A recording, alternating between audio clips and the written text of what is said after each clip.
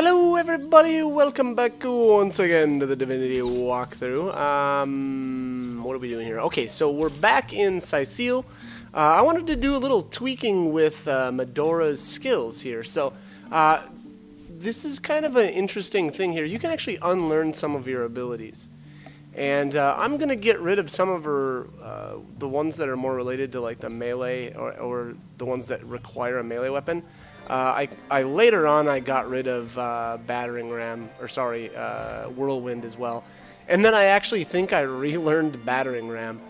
I think what I'm going to do is actually carry just a melee weapon around with her because I think there's certain areas in the game where battering ram will still be useful. So again, I'm going to, like I said, I think I actually grabbed that skill book again. And then I missed what I learned there, or what I bought. I'm trying to think of what that would be. Maybe encourage, or oh, there's encourage. And then cure. Okay, yeah, cure wounds. Okay. All right, so I picked. I believe cure wounds you can only use once per combat, and then encourage is kind of an interesting buff ability. I don't know if I actually have been using that though, so that's a little strange.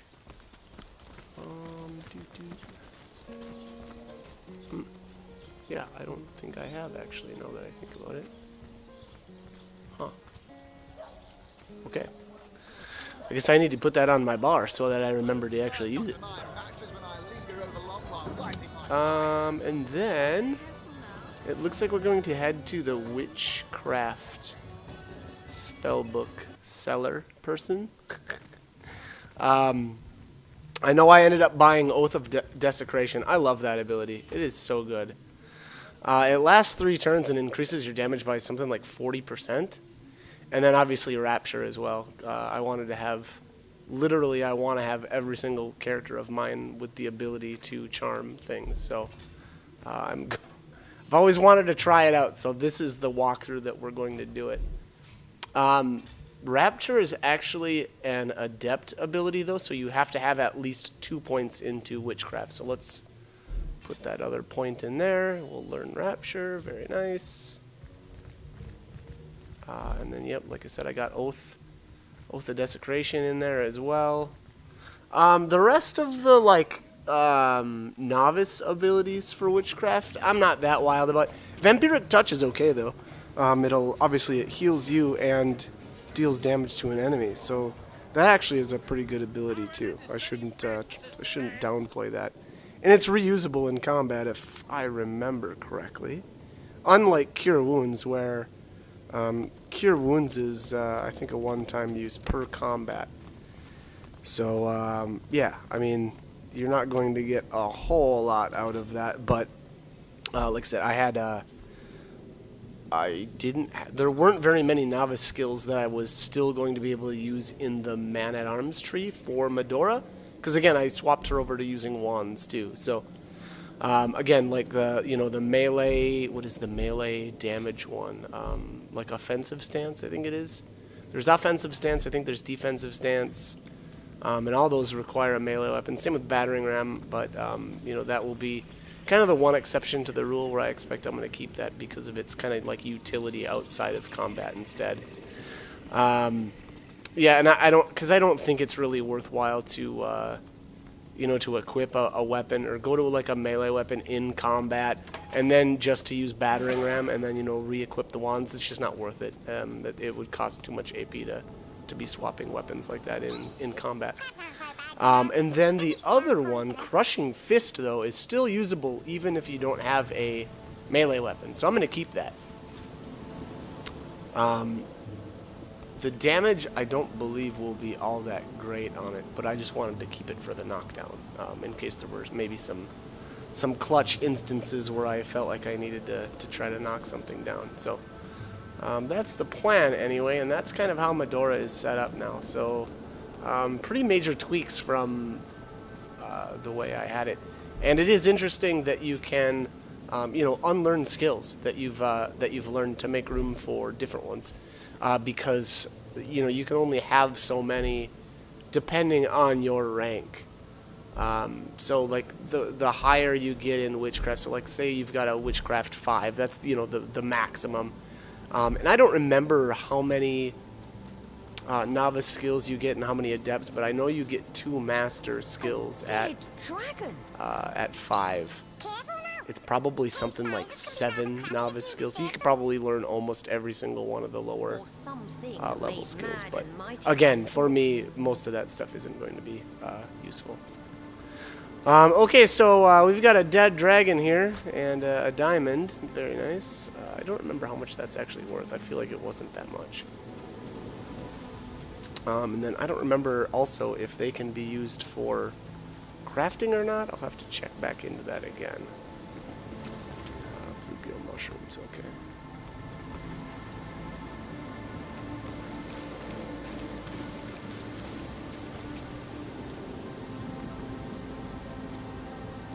So we're on the hunt for something capable of taking out not 1, but 2 dragons? Delight of delights! Okay, so we're on the hunt for something that has the ability to take out not 1, but 2 dragons. Yeah, that's not something really to look forward to. Stardust herb. Actually, this time around, this battle was pretty easy. I know, and probably because I have already, done this a couple of times, so I kind of knew what to expect. But to be fair, I did mess up one time. I thought that I could maybe try to get a stun. Used to tell me about a great red stone that made the local fauna fierce enough to take on these dragons. Oh, okay. So maybe there was a. It sounds like there was a bloodstone here, at one point. Oh wow! You haven't been pinched in half or drowned. Does that mean you're brave enough to help Desdemona? She sure misses Samson. Okay. So yeah, so it sounded like there was a bloodstone that mutated the fauna. This is what that said there. But yeah, I did mess up one time here. I thought maybe I could try to get a stun on this thing by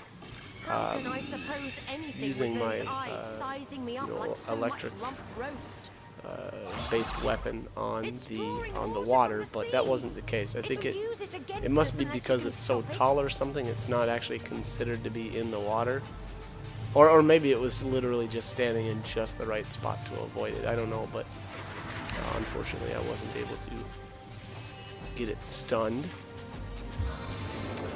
And then if you notice there, it drew some water from the ocean there, and I think that designates that it's going to use its water attack on the following turn. So there, if you notice, it's got some whirling ball of water kind of swirling around it there.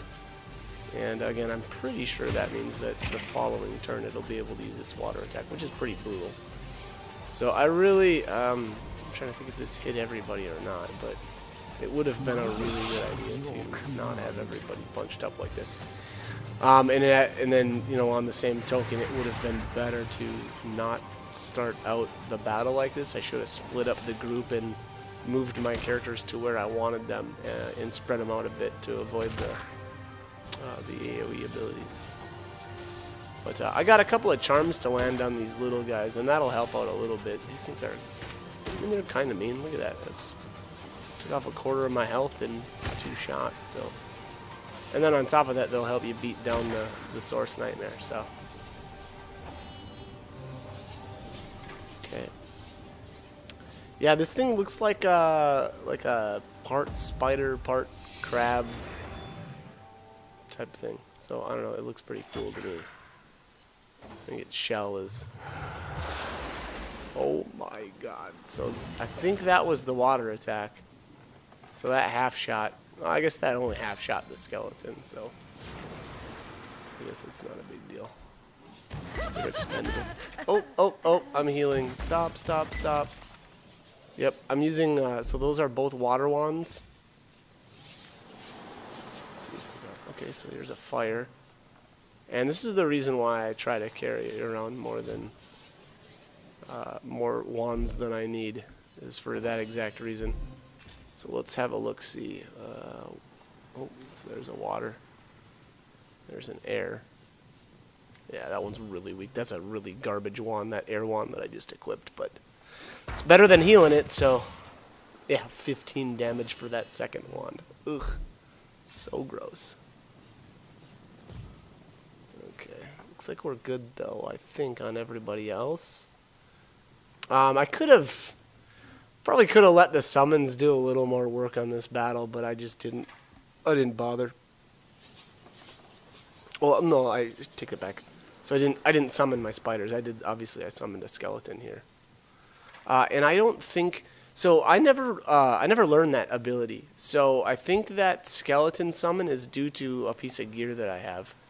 I think I got a sarong. I think is a sarong, something like that. And I think that's what has the summon ability on it. So again, I never actually learned that. I didn't. Actually, frankly, just didn't want to. That was there's a higher level skeleton called the Undead Decapitator, and that's a novice ability, I believe. And it's amazing. It's got a knockdown ability as well as a taunt, and it's stronger than these summons, or than the other version of the skeleton. This guy, I actually, if you notice there, I did accidentally stun him. And I tried to see if I could stun the big one, and that wasn't the case. It does look like it's got a debuff, though. I don't know what happened there. Oh my god.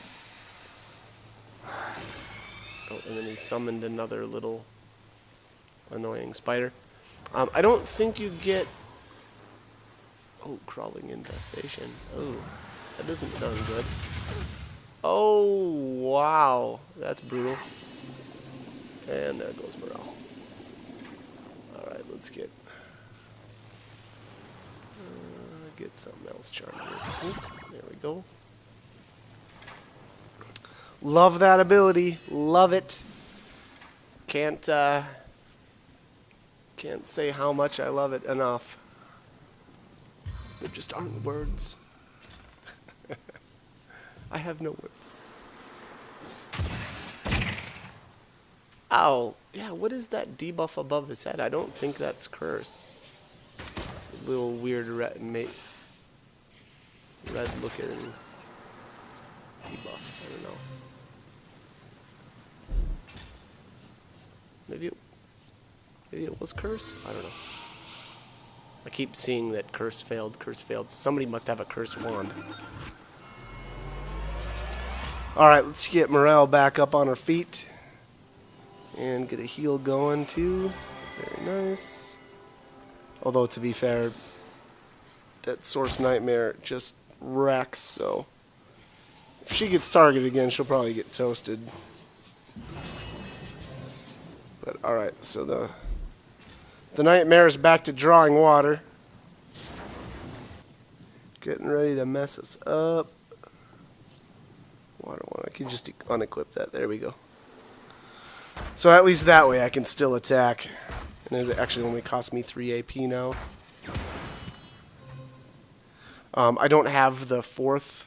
Is it the fourth? No, it's the fifth point into dual wielding to drop it down to 3 AP per attack if you're dual wielding. So if right now when I'm dual wielding, I believe it costs me 4 AP, and that's because I have, I forget if it's 1 or if it's 2 points into it that you need. But you don't get another AP break until all the way at 5, which is a little, or is it 4? Now I gotta look.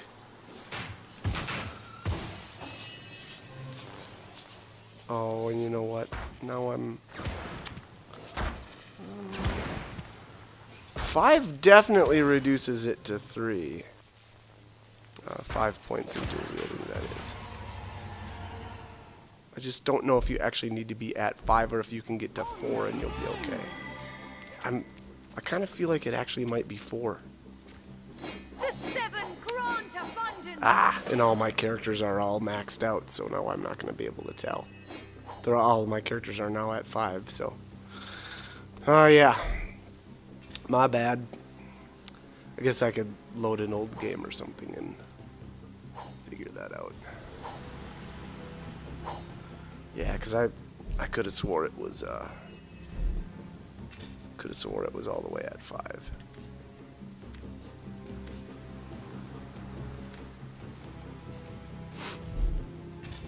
Oh, I have an idea. I'll take off my gear. Okay, so what do we get here? Got all kinds of stuff. I'm giving it to, or I'm having Ambrosia identify all my stuff now. I was getting kind of annoyed by swapping my gear around. Quick save. What I mean by that is, so like I was using my main character Nicolita to do all of my Lore Master stuff, and I was just re-equipping different gear that I had that had Lore Master on it to identify my items. But since she has so much inventory flowing in and out, it was getting annoying trying to keep it all straight, so I just moved it to somebody else. Found something. But you do get one of the unique items there out of that battle too. I think it's a dagger, or it's considered a one-handed piercing weapon. I'm not going to use it. Obviously, I don't have any characters. Yeah, it's the one on the far right-hand side there. I don't know why I just was randomly digging here. I don't think there's actually anything there, but I thought it was a little suspicious that there was a big X and we're kind of in a pirate's cave. So I was like, maybe X marks the spot. We'll give it a shot. But no such luck there. Your flesh. Why, you're positively radiating. It's been years since a warm blood has wandered through these caverns. An utterly lovely sight.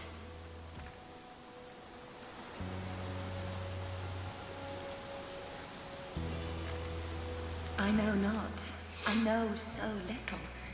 My life in full I recall, from my earliest memories to my most recent sorrows. But why I should be trapped in this spectral form, I cannot say. I was on board a ship from Errata to Sicil. The night was black as ink, and the lighthouse in the distance offered us no aid.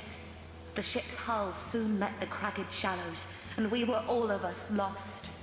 The thing I can least reconcile is that my own husband, my Samson, keeps the lighthouse.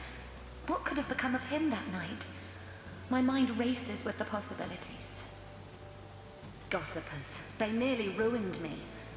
In life, I was a natural philosopher, you see. A student of the stars. Errata, an elfish land not so far from Sicil, happens to boast the finest telescope in all of Rivellon. So I set sail, planning to spend several weeks there enhancing my research. When I arrived, I found an instant friend in the telescope's keeper, an elfish scientist named Faladar. We had much to share concerning our studies and found great joy in one another's company. It was a friendship as pure as starlight, but that didn't keep the rumors from flying. As the insinuations became increasingly vile, I thought it best to sail back to Sicil straight away and to introduce Faladar, my friend, to Samson, my only love, putting any and all foul rumors to rest. As you know, though, we never made it. Faladar is lost forever, and what has become of my darling Samson, I know not. Okay, so we've got a new quest here with Desdemona. And then I was monkeying around here trying to see if I could steal from this ghost, but you can't. It wasn't letting me. But anyway, so back to the whole dual wielding thing. It is actually at 5 that you get the break for... it drops the cost by 3 down to 3 AP if you're dual wielding, specifically wands for sure. I don't know about the melee weapon. It's probably the same as it for the melee weapons. It probably drops you down to 3 AP if you have, like, you know, 2 one-handed daggers or whatever, a one-handed axe and then a one-handed dagger or whatever.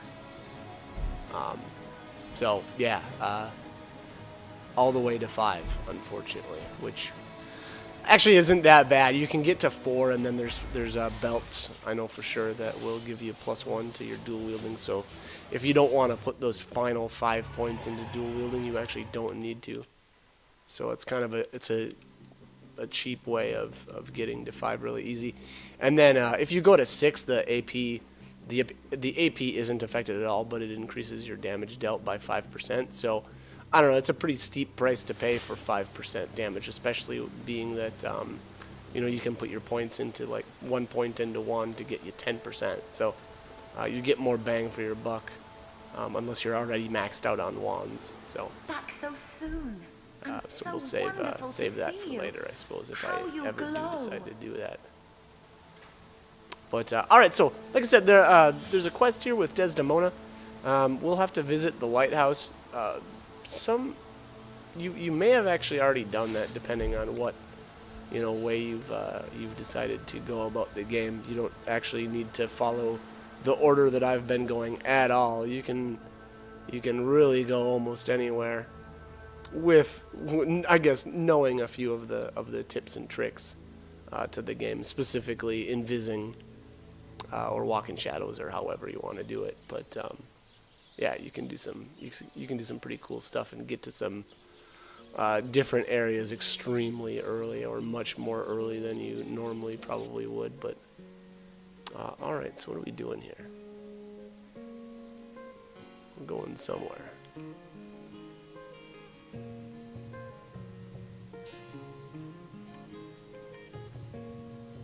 Courage boosts target strength, dexterity, intelligence, and constitution stats by 1. Okay.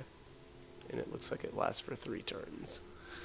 Random, I know. Random. Totally random. But I was just checking what courage did. Alright, so what am I doing here? This is, we're back at the Goblin Village. I'm probably just...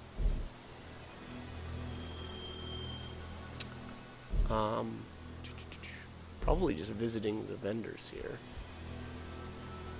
At least that's my theory. I may have just leveled, so that might be why I'm here.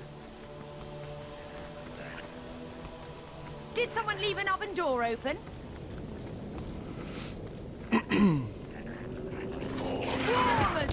Oh, that's right. Okay, so I learned one thing, and I'll take video, or I'll have a video of it eventually. But so my first trip here, I haven't interacted with the totem yet, because when you interact with the totem, it makes you do a bunch of different dialogue options, and it ends up in some traits that I didn't want to do, or I didn't want to get.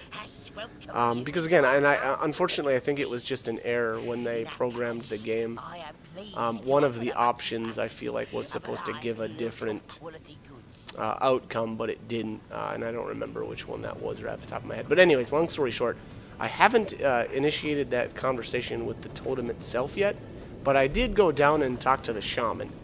And by doing that, it lets you come and go from the Goblin Village as you please. Because if you try to leave and you haven't spoke to either the totem or the shaman, and the shaman is underneath in a little hatch. And again, if you don't do that and you try to leave, the goblins will attack you. Even if you try to invis out, they'll attack you. So yeah, so don't do that. So do either of those. Now, the annoying thing, though, here is I really actually like to come to the Goblin Village to, number one, buy off of that guy there, Secandrus, or whatever his name is. And then there's actually one more goblin that I sometimes will buy crafting items from. And then I actually have 2 goblins that I sell to, because they don't ever have any crafting items and they don't have anything good. So I just sell them my garbage. But, and the reason for that is because later on I'll actually end up probably wiping out the entire Goblin Village.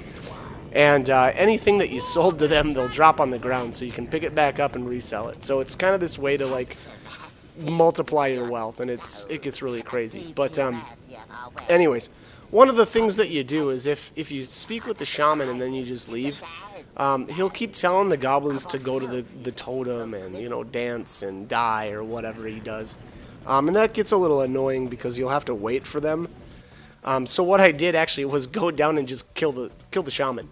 And then he stops ordering the goblins around and they'll just stand there. It's awesome. And I wish I would have done it even sooner, but I don't know why. I guess I didn't think about it. But yeah, like I said, so after you go down there for the first time, tell him, hey, you know, whatever. You tell him what you tell him, and he'll have he'll say, or he'll tell the goblins not to attack you and kind of let you come and go as you please. And then you just go down there again and kill him. And yeah, so that way you don't have to dick around waiting for them to, you know, to stop dancing or whatever and go back to their places, which you know, just kills a bunch of time pointlessly. But all right, so the last part of this video here is going to be me down here in the tunnels beneath the city, and I did stop in here to pick up Wolgraf and send him to the end of time, and God, those smelly panties, man. That's every time I see that, I'm just like, okay, this game, man. Anyways, so I sent Wolgraf to the end of time, and I just didn't finish exploring everything. So that's what we're gonna do here. There really wasn't much more to it. So I really could have just finished it up while I came here the first time, but yeah, for whatever reason I just didn't. So there's an iron vein there, which it looked like I already mined everything I could from. I think every vein in the game lets you mine from it 5 times, and then obviously you can turn that into gear. I always, when I mine the iron, I turn the iron into iron ingots using a furnace. And then I turn those iron ingots into steel ingots, and then I turn the steel ingots into one-handed axes. And I believe that's the most money you can get from basically one chunk of iron ore, is by going through that whole process. I believe there's some traps up ahead here, so I'm going to... oh yeah, there's a... barrel there. There we go. I don't know if that was a great idea, to be honest. Now, and I've mentioned this a couple other times. If you blow up barrels, you can't. There's no chance that you'll get a lucky charm proc from it, and you know, potentially get you extra items. Is it that big of a deal? No, not really. At the end of the day, it's completely negligible. But yeah, I guess just know that you're technically better off. Yeah, I'm still out of trap disarm kits. You're technically better off by, you know, not blowing up barrels and actually opening them. So let's do that quick here before we make everything explode. Oh, water life scroll, okay. Well, no lucky charm procs there, but that's okay. Oh. Yeah, I don't know why I didn't just... Yeah, that was just dumb. That was... So that was an example of a time where I should have just attacked the explosive mine and blew everything up and then walked by. But I risked that my characters would walk through there and not walk over the mine. And that's not a good risk to take, trust me. Not in this game. So, really, really bad idea. And I'm not really sure why I didn't just, you know, set the mine off, but whatever. Alright, so Medora is obviously my strongest character, or maybe it's not obvious, but she is. So, I've got a pickaxe on her, which you can find in a couple of different areas. I don't remember where I specifically, got mine from. But I know there are a couple of in Silver Glen if you've already been there. Now, you know, you really got to go out of your way and jump ahead to get to Silver Glen. But just know that there are a couple there.